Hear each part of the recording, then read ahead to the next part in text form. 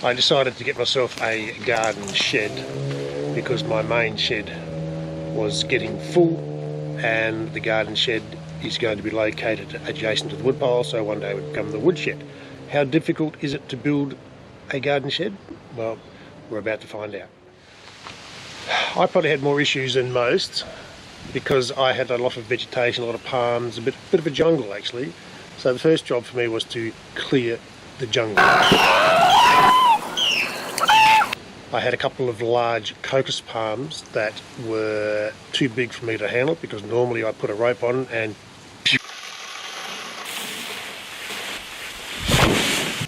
but on this occasion I couldn't do that, so I had to get a guy in to cut my palms down.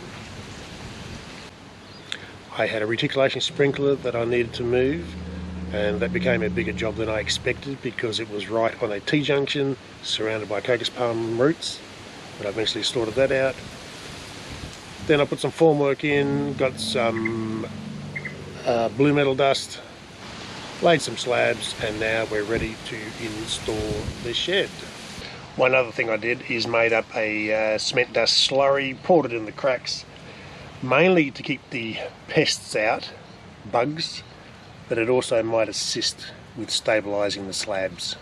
I've been undecided for some time about this palm, which is right in front of where the shed door will be. I was hoping to leave it to offer a bit of shade to my shed, but I've now decided at the last minute the palm needs to go.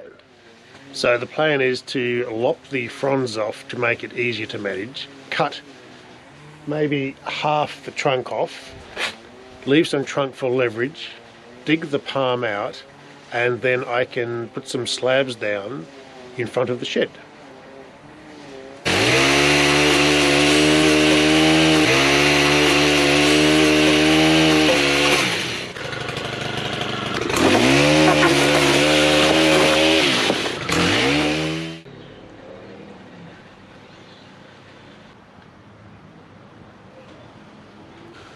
The shed is up. I'm not going to bore you with the whole assembly process. I'll just run through the points of how I went about it. So I ordered an easy shed online. It was free postage because it was delivered to one of their agents, a local hardware.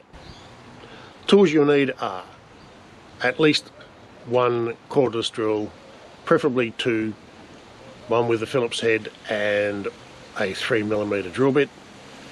The shed is pretty much held together with self-drilling screws or tech screws using U-channel and colour-bond sheeting. The instructions are very detailed, but I suggest you read the instructions from front to back a couple of times before you proceed. I managed to do a few things backwards and had to do a rewind. The best way to go about it, as they say in the instructions, is to set up some framework on a couple of trestles and build each wall on the trestle. So you build the four walls and the roof separately using the U-channel, tech screws, and slide the sheets into the U-channel, hold together with tech screws. And then once the four walls and the roof is made, the next step is to assemble the shed. It took me, two of us, a day to put the walls together, and it took us about 3 hours to actually assemble the shed. They do suggest not to do it in the wind because the sheets are very flimsy.